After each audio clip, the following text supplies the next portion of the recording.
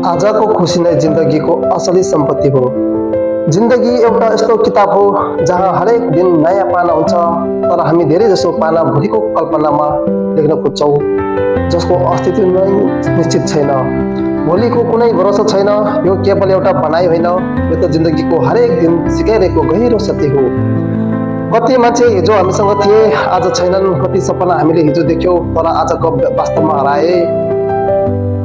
किनभने हामी सधैँ समय छ नि भनेर आजका खुसीहरूलाई भोलिको भरोसामा थन्काइरहेको हुन्छौँ।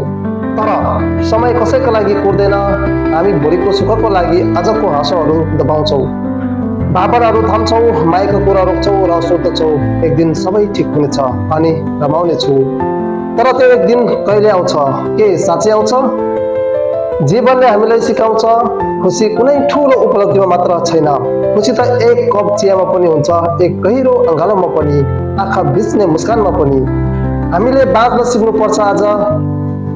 कसैलाई माफ गर्नु छ भने अहिले गर, म तिमीलाई माया गर्छु भन्न बाँकी छ भने आजै भन। जुन चिजले मन रमाउँछ त्यो आजै गर। परिवारसँग समय बिताऊ, साथीको हात समात, आफूलाई माया गर। भोलिको पर्खाइमा आज बर्बाद नगर, किनकि भोलि त आउन सक्छ तर तिमी नहुन सक्छौ। जिन्दगीको सुन्दरतामा त्यसलाई हरेक पलमा आफ्नो भावना, चाहना र खुसीहरू समय कुरेर होइन, समयसँगै बाँच। खुसीबाट माया दे, धन्यवाद भन आज, किनकि भोलि कुनै भरोसा छैन।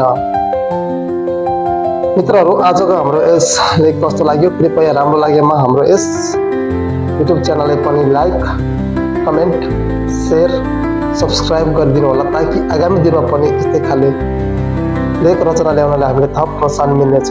धन्यवाद।